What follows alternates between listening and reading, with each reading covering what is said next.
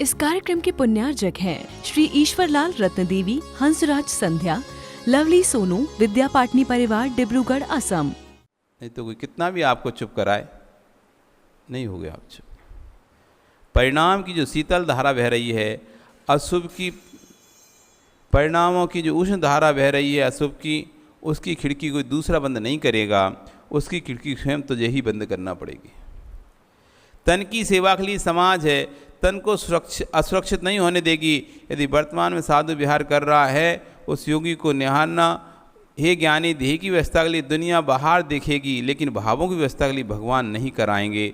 भावों की व्यवस्था तुझे ही करनी पड़ेगी, स्वयं ही करनी पड़ेगी। अरिहंत देव भी तुझे मार्ग, अरिहंत देव ने तुझे मार्ग बताया है, अरिहंत देव ने दिग्दर्शन दिया है, पर अरिहंत देव किसी के साथ चलते नहीं हैं। भगवान ने मार्ग दिखाया है, मार्ग बताया है, लेकिन मार्ग पर चलना आपको स्वयं ही पड़ेगा। सम्यक दर्शन ज्ञान चारित्राणि मोक्ष मार्गा। सम्यक दर्शन, सम्यक ज्ञान, सम्यक चरित्र मोक्ष का मार्ग है। तो किसका? जो चलेगा उसके लिए मार्ग है, नहीं चलेगा तो किसी के लिए थोड़ी ना मार्ग है। वो कोई ऐसा रास्ता थोड़ी नहीं बना हुआ जिस पर चल दो तो आप मोक्ष चले जाओगे। ये तो स्वयं ही आत्मा में जब सम्यक दर्शन ज्ञान चारित्र आएगा तो इसी के लिए वो मोक्ष मार्ग बन जाएगा, मोक्ष का मार्ग रास्ता खुल जाएगा। मोक्ष मार्ग भगवान के लिए नहीं है, भगवान के तो मोक्ष मार्ग का अभाव हो चुका है, भव्यत्व गुण का अभाव हो चुका है, सिद्धों के भक्त गुण का अभाव हो चुका है। भगवान के तो मोक्ष मार्ग पर चलने का अभाव हो चुका है।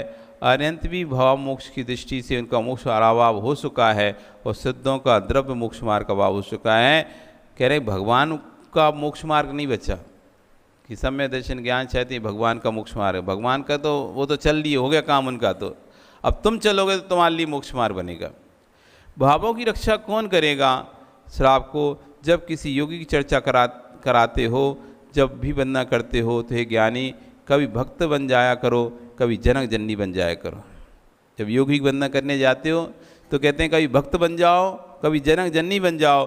जैसे माँ बेटे को पुचकार का भोजन कराती है, साथ में इतना हल्की मुस्कान से आवाज़ से डांट भी देती है, बेटे अब बस भोजन कर लिया, अब पढ़ाई करो।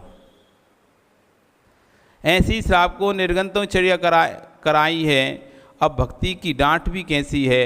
अब सुनो स्वामी, धन्य हो मेरे अवभाग, मैंने आपको उत्तम पात को अपने हाथ से ग्रास दिया। हे नाथ, मेरा कर्तव्य पूर्ण हुआ। अब मेरा धान्य आपकी साधना में साधक बने। आप सामयिक करो, स्वाध्याय करो। अब आप सामयिक करो, इसलिए सामयिक का जैसी समय हो चले जाओ। स्वाध्याय के समय हो फालतू साधु के पास आके चर्चा करो, पर कौन सी चर्चा करो? अब क्लास चल रही होती है और आप अगर दर्शन करने आए तो आप वहीं बैठ जाते हो और अपनी जोर जोर से बातें करने लगते। अरे स्वाध्याय चल रहा था, कक्षा चल रही थी, आप वहाँ पहुँचे थे तो आप उसको स्वाध्याय को सुनना चाहिए, ना कि अपनी बातें करना शुरू करना चाहिए। आप नहीं पढ़ रहे क्लास में, इसका मतलब ये नहीं कि आप बातें करने बैठ जाओ। कभी भी कहीं साधु के पास जाओ, जहाँ पर यदि वहाँ वो पढ़ा रहे हों, स्वाध्याय कर रहे हों, तो शांति से बैठ कर उस स्वाध्याय को सुनो, उस कक्षा को सुनो। अरे दीदी कब आई? आ गई, अच्छा। वो वहीं शुरू हो गए बातें करना। वे पढ़ा रहे हैं, वो पढ़ाई तो सुनना नहीं है। कब हमने तो पढ़ाई नहीं, तो पल्ले पढ़ना नहीं है, क्या बोल रहे हैं तो क्या करें? अब बैठ गए तो बातें शुरू कर दी। नहीं, स्वाध्याय करो। सामयिक कर रहे हैं तो आप भी बैठ जाओ सामयिक करने। मैं भी सामयिक करती हूँ। गाली देने वाला भिन्न है, ये विषय स्वयं पर लागू करना होगा। आप तिल लड़ने खड़े हो जाते हो, 4 मित्रों को बुला लेते हो। हे ज्ञानी, जितने में तूने स्वयं के परिणाम खराब किए, दूसरे परिणाम खराब किए, इतने में तू मित्रता कर लेता तो झगड़ा ही क्यों होता? समझो ध्यान से, विषय की गंभीरता देखो। पत्थर की बात पत्थर से करना, ये तो दुनिया ने सिखाया है। पत्थर मानने वाले को भी आशीर्वाद देना, ये जिनदेव ने सिखाया है। ईंट का जवाब पत्थर से देने की बात करना तो दुनिया सिखाती है, लेकिन ईंट का जवाब फूल से देने की बात सिर्फ जिनदेव सिखाते हैं। क्योंकि कसाई भी कर रहा हो तब भी उसके ऊपर परिणाम खराब नहीं करना, उसके पीछे ऊपर परिणाम अच्छे रखना, ईंट का उत्तर पत्थर से देना ये निर्गंतों का धर्म नहीं, ये जिन देव का धर्म नहीं है।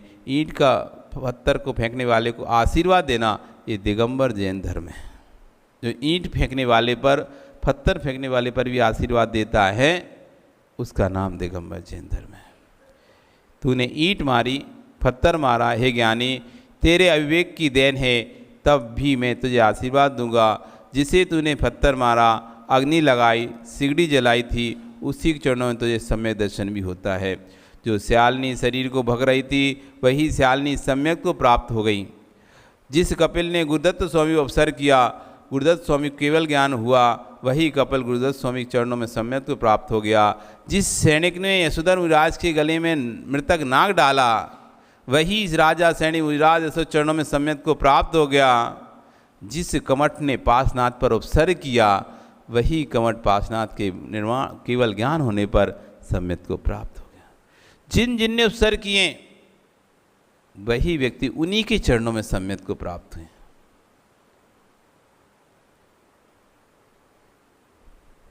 यदि मुनिराज कुपित हो जाते तो सम्यक को प्राप्त होता क्या? नहीं होता। सुन, तेरे हाथ में मिट्टी छपी है, तो नल की टोंटी खोलेगा तो नल तुझे क्या देगा? भले ही तो कितनी भी मिट्टी छपाए रखना, पर नल की टोंटी को भी मार देना, टोंटी गंदी भी कर देना, लेकिन तब भी नल पानी ही निकालेगा, हाथ साफ करने के लिए कारण ही बनेगा। बस जैसे नल की टोंटी पानी का घट कितना भी मल छपा देना, उसके ऊपर फ्री वे तुझे हाथ धोने का ही पानी देगा, पीने का तो पानी देगा ही। ऐसे निर्गन तपोधन वे कहलाते हैं। दुनिया पत्थर भी फेंके तब भी वे उन्हें साम भाव का पानी देते रहें। ये निर्गंतों का धर्म है। इस निर्गंतों का धर्म को निर्गन धर्म रहने देना। अपने आवेश में आए निर्गंतों को सलाह कभी मत देना। हे महाराज, उन्होंने आपके बारे में ऐसा कह दिया, आपको उत्तर देना चाहिए। ये कह रहे निर्गंतों को निर्गंती रहने देना। तो आपको समझा रहे हैं कि आचार्यवन कि निर्गंतों को जाकर कहीं भड़काना नहीं। कभी लोग भड़का देते हैं, उकसा देते हैं एक दूसरे के प्रति। तुमको जिससे द्वेष होता है, विद्वेष होता है, यदि उसको आप वो कहीं ज़्यादा आने लगे महाराज पास, तो आप उसे हटाने के लिए अरे वो तो ऐसा बोल रहा था, या किसी व्यक्ति के कोई व्यक्ति से आपको विद्वेष है और वो बहुत पैसा वाला है या खूब दान आदि करता है, लेकिन उसका काम ऐसा है 2 नंबर का है, इधर उधर से पैसा आता है और आप इतना दान दे नहीं पाते, तो आप क्या करोगे? महाराज पास जाओगे, उनके पूछो, अरे महाराज जी वो पता है वो इतना जो पैसा देता है ना, वो यहाँ से लेके आता है, इसकी इनकम यहाँ से होती है, उसका 2 नंबर कितना चलता है, ये करता है। अब 2 नंबर के पैसे से कोई दान करे, पुण्य मिलेगा क्या? महाराज वो जितना आपके पास आता है ना, वो दारू पीता है, वो ऐसा करता है, वैसा करता है। मतलब आप जाकर क्या करते हैं? उसके प्रति उकसाते हैं कि जिससे कि वो कल उसको डांट दें, गुस्सा कर दें, चिल्ला दें अथवा भगा दें। बहुत से लोगों के ऐसे परिणाम होते हैं जो दूसरों के बारे में गुरु को भड़काते हैं, गुरु के अंदर डालते हैं उनकी, ये व्यक्ति ऐसा है, अरे महाराज ये तो उधर का है, ये तो इधर का है, ये तो अपना नहीं है, ये तो ऐसा है, ये तो वैसा है। आपने देखा नहीं कैसा करते लोगों को? दूसरे लोगों की बुराई गुरु से करते देखा कि नहीं? आप तटस्थ बैठे थे, आप तो दर्शन करने गए थे, कोई तीसरा व्यक्ति किसी समाज दूसरे समाज का आया, कहीं का आया, वो कह रहा है अरे महाराज वो तो बहुत खराब आदमी है, आप अब की बार आए ना तो आप उसको ऐसे झाड़ना। आप सुन रहे, आप देख रहे, आपको कोई मतलब नहीं है, पर आप सुन रहे हो कि यार ये कैसा बुराई कर रहा है उसकी, और ये आपके अनुभव है, आप अनुभवी हो। आप कई बार गए हो, किसी भी साधु के पास गए होगे, तो आप देखो कोई दूसरा व्यक्ति किसी की बुराई कर रहा होता दिखाई, उनको उकसा रहा होता है, और उसके आवेग में आकर कभी कभी वो बात में आ जाते हैं तो तीसरे पे गुस्सा भी कर देते हैं। अब इतनी उम्र निकाल दी मोतीलाल जी, तो ये अनुभव नहीं हुए होंगे क्या? उनको नहीं तो अपने को अनुभव से देख लो कि हमको भी व्यक्ति कोई तीसरा उकसा देता तो हम भी किसी ऊपर गुस्सा कर देते हैं। फिर शांत थे, हमें कोई मतलब नहीं था, लेकिन दूसरे ने आके हमको भर दिया तो हमारा गुस्सा फिर तीसरे में निकल गया। बाद में जब शांत हुए तो वो फिर आता था, अरे हमको तो गुस्सा नहीं करना था, हमको तो कहना नहीं चाह रहे थे, लेकिन उसने आके इतना बोला हमारे कान भर गए, तो आखिर फिर हमने आपसे बोल दिया। वो इतना नहीं भड़काता, इतना हमको नहीं बोलता, तो हमको गुस्से नहीं आता, हम बोलते तो ऐसे ही करें। आप महाराज के पास जाते हो तो उनके पास उनके बारे में कह दिया, उनको से मत करना महाराज उसने आपके बारे में ऐसा कहा था, आपने उत्तर क्यों नहीं दिया, उत्तर देना चाहिए। नहीं भैया ज्ञानी, मटके के ऊपर कितनी भी गंदगी फेंको वे पानी ही देता है, पत्थर कभी नहीं मारता। ऐसे ही बीतराग तबोधन कालिया नाग जिसके गले में डाला गया था, तब भी छेलनी ने नमस्कार किया, सैनिक ने भी नमस्कार किया, पर आशीर्वाद दोनों को बराबर दिया। दिगंबरत की रक्षा तभी संभव है जब दिगंबर मुनिराजों के परिणामों की रक्षा होगी। दिगंबरत्व की रक्षा कब संभव है, जब इनके परिणामों की रक्षा होगी तो दिगंबर धर्म की रक्षा हो पाएगी। यदि इनके परिणामों की रक्षा नहीं करी तो दिगंबर धर्म की रक्षा भी नहीं हो सकती। यदि योगी के परिणामों की रक्षा तुम नहीं कर सके तो ज्ञानी भेष दिखेगा, दिगंबरत्व नष्ट हो जाएगा, बस भेष अकेला रह जाएगा, भाव नष्ट हो जाएंगे। जब भी किसी योगी पर उपसर्ग आए, उनके उपसर्ग को दूर करने तो चले जाना, पर उनके भावों पर उपसर्ग मत करना। जिसने पत्थर फेंक कर मार दिया उसने शरीर पर उपसर्ग किया, पर तूने जाकर पूछ लिया महाराज बताओ कौन आदमी था, आपको बताना ही पड़ेगा, बताओ। यदि आपने उनसे बलात् पूछने की चेष्टा की तो उनके भावों का भी अब आपने उपसर्ग कर दिया। वो बात सोच नहीं रहे थे उस विषय में, आपने जाकर उस विषय में उनका चिंतन दौड़ा दिया। ऐसा करना चाहिए था आपको, ऐसा कर देते आप, ऐसा कर दो आप उसके साथ। वो भूल रहे थे, छोड़ रहे थे उस व्यक्ति को, जाने दो, लेकिन आपको नहीं ऐसे कैसे छोड़ सकते हैं, आपको ऐसा करना चाहिए। पूछकर क्या करोगे, सामने वाले को फांसी पर चढ़ाओगे क्या? ज्ञानी मुनि धर्म कहाँ बचा? जिस जीव को कभी मुनि बनने के परिणाम हो, आज की बात को बड़े ध्यान से सुनना, विवेक से सुनना, ये मोक्ष मार्ग है। इसमें से सूत्र मत लगाना, किसी उपद्रवी को सहना हिंसा है, ये व्यवहार की बात है, लोक बात है।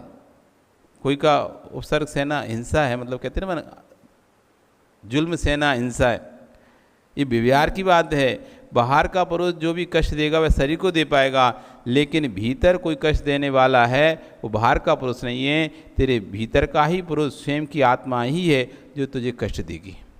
यदि किसी ने आपको अशुभ वचन का प्रयोग किया है और आप उसके भीतर नहीं और आप उसको भीतर नहीं ले जाना चाहते हैं, तो वे स्वयं भीतर लेकर जा रहे हों तभी कष्ट आपको अनुभव में आएगा। यदि किसी अशुभ का उपयोग किया है वचनों का और यदि आप उसको भीतर नहीं ले जाना चाहे तो कभी कष्ट नहीं देगा। आप ही स्वयं उन वचनों को भीतर ले जाना चाहोगे तभी वे कष्ट देंगे। मेरा मित्र मेरा उपादान है, मेरा शत्रु मेरा उपादान है। मेरा मित्र ही मेरा उपादान ही मेरा मित्र है, मेरी उपादान की कमजोरी ही मेरा शत्रु है। उपादान मैंने पवित्र रखा है तो बाहर का शत्रु मेरा कुछ भी नहीं कर पाएगा। उपादान मैंने विकृत कर लिया है तो बाहर के मित्र कुछ भी रक्षा नहीं कर पाएंगे। समझ में आ रहा है, अशुभ बोलने वाला तेरे से भिन्न है, भिन्न को देखकर आप विकल्प क्यों कर रहे हो? उपादान दृष्टि देखो, स्वभाव को उज्ज्वल रखना तो उपादान को ही संभालना पड़ेगा। परिणामों को पवित्र रखना है तो उपादान को संभालना पड़ेगा। निमित्तों को संभालने जाओगे तो निमित्तों को कभी नहीं संभाल पाओगे, उपादान को ही संभालना पड़ेगा। निमित्तों से कभी आप बच नहीं सकते। आप चाहो हमें ब्रह्मचर्य व्रत का पालन करना है तो हमें कोई स्त्री ना देखे तो हमारा ब्रह्मचर्य व्रत का पालन हो जाए। स्त्री नहीं देखने से ब्रह्मचर्य व्रत का पालन नहीं होगा। स्वयं के भावों में जब ब्रह्मचर्य व्रत का पालन करने का भाव आएगा तब ब्रह्मचर्य व्रत का पालन होगा। फिर चाहे तुम्हें कितनी स्त्रियां दिखें, कोई अब्रह्म सेवन के भाव आएंगे नहीं। हे ज्ञानी, जब तू गाली सुनकर कुपित नहीं हो रहा है तो वह तेरे लिए निमित्त होकर भी निमित्त नहीं था। और पर की गाली सुनकर तू खेत को प्राप्त कर रहा है तो तूने अपने उपादान के लिए उसको निमित्त बनाया है। निहारो तटस्थ भाव से, जिस दृष्टि की व्याख्या है उसको पकड़ना। अभी हम उनको मुनि बनाकर बोल रहे हैं। तीर्थंकर प्रतिली 16 कारण भावना निमित्त हैं। जिसे तू निमित्त कह रहा है वह उपादानी है, किंतु हिलना नहीं। कठिन हो रहा है तो हो जाने दो, विषय स्पष्ट हो जाए।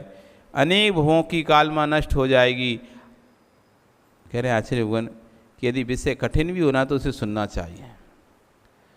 क्या पता आज का कठिन विषय कल आपको समझ में आए। कभी कभी बहुत से ऐसे विषय होते हैं, अपन कक्षा में ही पढ़ते हैं, टीचर पढ़ाते हैं तो उस समय कुछ समझ नहीं आता क्या पढ़ा रहे हैं, क्या पढ़ा रहे हैं, क्या कह रहे हैं, समझ नहीं आता। लेकिन बाद में जब हम कभी अगली कक्षा में जाते हैं या फिर कभी किसी और उस विषय से आगे निकल जाते हैं, फिर पीछे जब वो विषय चलता है कभी, अरे ये तो उस समय या अच्छा ये बात बता रहे थे, ये पढ़ा रहे थे, वो विषय क्लिक होता ही नहीं होता दिमाग में। कोई भी कार्य आप, कई बार ऐसा होता है अच्छा ये वाला सामान था, उस दिन बता तो रहा था पर समझ में नहीं आया था कौन से सामान की चर्चा कर रहा है। आप कई बार सामान खरीदना तो बोलता है ये मॉडल है, ऐसा वाला मार्का है, ये मार्का, ये मॉडल, आपको समझने तो क्या बोल रहा है, कौन सा मार्का, कौन सा मॉडल। लेकिन जब आपको ज्ञान होता तो अरे ओ हो उस समय इसकी बात कर रहा था, हम समझ नहीं पाए ये कौन सी सीट की बात कर रहा था, कौन से मॉडल की बात कर रहा था, आज समझ ये वाला मॉडल है। तो ये ज्ञान कभी व्यर्थ नहीं जाता। हम कुछ भी सुन रहे हैं ना, आप ये सुन लग रहा हो आपको, जब हम गुरु आचार्य जी के संग में थे, नए नए आए थे ना, तो आचार्य जी प्रवचन करते थे, क्लास लेते थे, कई बार तो दिमाग से चढ़ती नहीं थी ऊपर, ऐसे निकल जाता था, ऐसा लगता है आज तो नींद आई पूरे प्रवचन में, मतलब एक नीरसता चला, ऐसा लगता था कुछ तो आज ऐसा, ना चुटकुला सुनाया आपने कोई, ना कहानी सुनाई, ना कोई ने ताली बजाई, तो ऐसा लगता था कि आज तो कुछ हुआ ही नहीं है। और ऐसा लगता था कि आज दिमाग में कुछ याद ही नहीं रहा क्या आचार्य जी बोले, लेकिन ये हमारा भ्रम था कि हमें कुछ याद नहीं हो रहा, वो अंदर जा रहा था। अब जब हम बैठते हैं अब हमको समझ में आता है अरे आचार्य जी उस समय यही तो बोल रहे थे। जब हम प्रवचन करते हैं कई बार तो ऐसा होता है कि हमको नहीं पता होता है इस पेज पे क्या लिखा होने वाला है, आगे इस पेज पे क्या आएगा हमको नहीं पता, कौन सी कहानी आएगी, लेकिन प्रसंग चल रहा था तो हम वो कहानी बोलना शुरू करते हैं, बाद में पेज पलटते हैं, अरे ये तो देखो कहानी अब आ गई। तो हमारे दिमाग में कहाँ से वो कहानी, वो जब गुरुजी की प्रवचन सुनते थे वो दिमाग में कहीं ना कहीं किसी कोने में सेट हो गई थी, हमको समझ में नहीं आ रही थी, लेकिन जब आप आज प्रवचन कर रहे हैं तो कहानी याद आ जाती है। ऐसी जो आप सुन रहे हो सकता है अभी आपको, बहुत सारे लोगों को तो ऐसा लग रहा हो पता नहीं क्या महाराज जी कह रहे हैं, निमित्तोपादान निमित्तोपादान, कुछ भी समझ नहीं आ रहा, पल्ले नहीं पड़ रहा कुछ भी, तब भी चिंता नहीं करो, जिन वाणी को श्रद्धा से सुनो। कुछ नहीं भी समझ में आए ना तब भी हाथ जोड़कर श्रद्धा से सुनो, यही जिनवाणी किसी ना किसी वक्त में आपको देशना लब्धि का काम करेगी। जब आपका ज्ञान का क्षोभसम बढ़ेगा आपको तब हो उस दिन यही तो निमित्त की चर्चा चल रही थी कि निमित्त तभी निमित्त बनता है जब मेरा उपादान उस वस्तु से प्रभावित होता है, निमित्त तब तक निमित्त नहीं कहलाता जब तक मेरे लिए उपादान को प्रभावित ना करे।